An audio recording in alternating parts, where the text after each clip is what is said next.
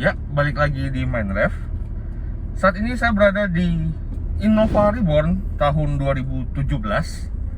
Kebetulan ini mobil kakek saya.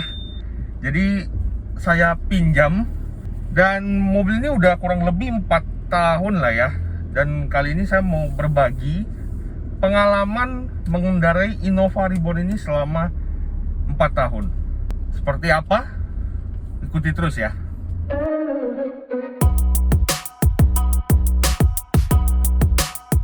Ya, jadi saya nggak akan bahas detail ya mengenai Innova Reborn ini, karena saya rasa teman-teman pasti udah tahu ya eksterior interiornya itu seperti apa.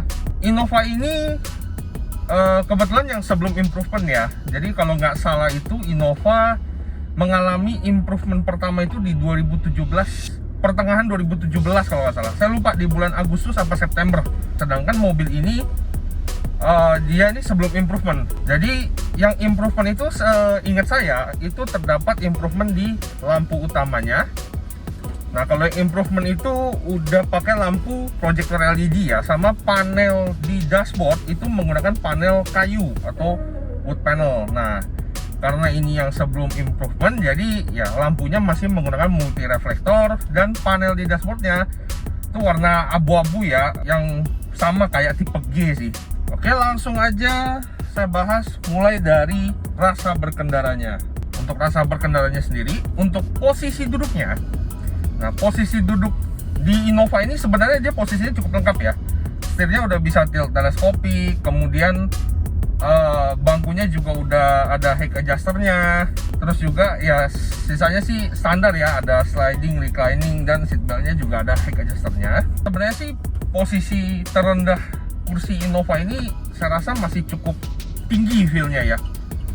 Masih agak tinggi, tapi lebih cocok lah commenting begini, jadi bisa melihat ke segala arah ya. Cuman menurut saya ini bukan kaca sih, pilar A-nya. Pilar A-nya ini agak kegedean. Jadi kalau ngelihat ke kanan itu agak-agak kehalang ya. Dan yang saya cukup gak suka lagi itu adalah di bagian center dashboardnya ini, atau dashboard tengahnya. Jadi di bagian bawahnya ini bahannya itu hard plastik, dan kaki itu selalu nempel, dan ini rasanya agak nggak enak aja gitu. Rasanya kayak kurang lega di bagian bawah sini. Kalau nggak salah yang kijang Innova yang lama itu ya apa ya, lebih lega ya rasanya ya. Ini jadi berasa agak sempit ruang kakinya kalau menurut saya. Lalu di bagian door trim juga, di bagian senderan tangannya ya, ini ya teman-teman pasti udah tahu ya, yang pengguna Innova Reborn itu agak nggak enak buat senderin tangan, kayak ada yang menghalangi gitu senderan tangannya. Jadi kalau mau senderan tangan sih ya pembiasaan aja sih sendernya begini, atau ya bisa sendernya di atas sini. Kemudian soal mesin. Nah, kalau soal mesin, kebetulan ini mesin diesel ya, yang 2 GDF-TV yang memiliki kapasitas 2400 cc dengan tenaga 149 PS dan torsinya 36,7 kgm. Kebetulan ini yang transmisi matic ya, yang 6 speed. Rasanya tuh enak sih, si mesin diesel 2 GD-nya ini lebih terasa tenaganya.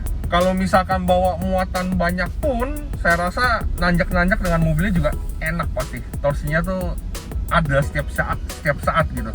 Nah, kalau kalian ingin mesin yang lebih halus, kalian bisa memilih opsi yang mesin bensin. Nah, yang mesin bensinnya si Innova ini itu masih menggunakan mesin yang bisa dibilang sama ya seperti mesin lama, mesin kijang Innova yang lama. Kodenya 1TR. Itu mesin udah dari 2004 kalau nggak salah, dan tenaganya tuh sekitar 139 PS dan torsinya sekitar 180-an Nm ya, 18,6 kgm kalau nggak salah ya. Secara tenaga sih yang mesin bensin sih lebih kecil ya dibandingkan mesin diesel, dan secara torsinya juga lebih kecil, jadi tarikannya kalah pastinya dibanding diesel. Tapi mesin bensin memberikan keheningan serta getaran yang lebih halus dibandingkan si mesin diesel ini. Terus juga untuk kekedapan kabinnya, ya kalau si mesin diesel ini suara mesinnya sih terdengar, masih cukup terdengar, terutama saat RPM tinggi, tapi masih dalam taraf yang wajar, nggak sampai yang mengganggu penumpang lah. Nah kalau yang bensin sih harusnya lebih enak lagi ya, lebih kedap lagi harusnya ya. Lalu gimana untuk konsumsi BBM-nya? Untuk konsumsi BBM-nya sendiri sih, saya pernah hitung mobil ini secara fuel to full, cuma sekali sih, tapi ternyata angkanya tuh lumayan lah. Di dalam kota itu kombinasi rutenya itu masih bisa dapat sekitar 11 km per liter. Itu fuel to full tuh 11, berapa ya, 11,2 apa 11,3 gitu.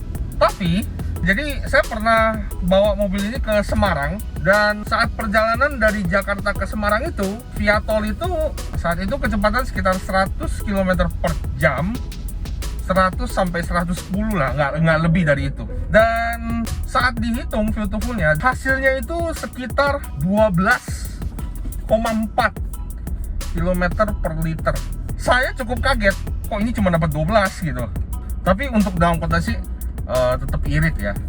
Kemudian untuk suspensi, kebetulan yang belakang ini shocknya udah diganti ya, karena sebelumnya udah rembes shocknya, dan jadi diganti sama merek aftermarket.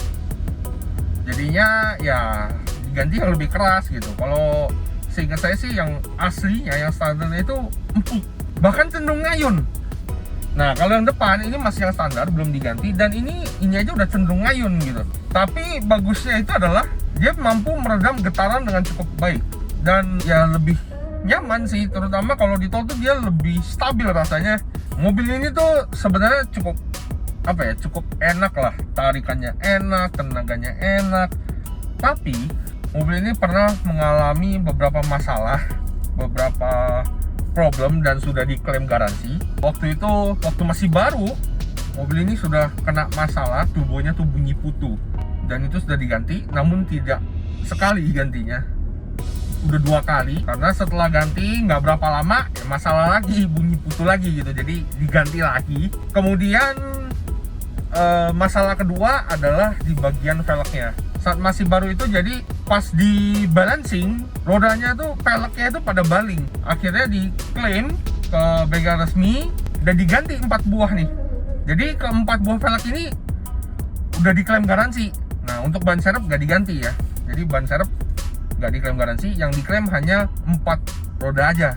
Lalu mobil ini juga sudah pernah ganti cakram di sebelah kanan, karena saat lepas roda itu tiba-tiba cakramnya oblak, jadi udah diganti. Lalu juga udah pernah bubut rem, karena remnya sempat getar gitu, jadi ya udah dibubut di bengkel resmi. Tapi setelah masalah tersebut dibereskan, itu rasanya jadi enak lagi mobilnya.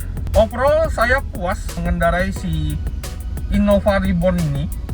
Kalau kalian suka dengan tenaga yang lebih kencang, torsi yang lebih mantep gitu ya, kalian bisa pilih varian yang diesel sih. Tapi kalau kalian ingin getaran yang lebih halus dan suara mesin yang lebih halus, ya kalian bisa pilih varian yang bensin. Ya, jadi itu aja pengalaman menggunakan Innova Reborn selama kurang lebih 4 tahun. Ya, jangan lupa like, subscribe-nya ya. Dan terima kasih telah nonton. Thank you.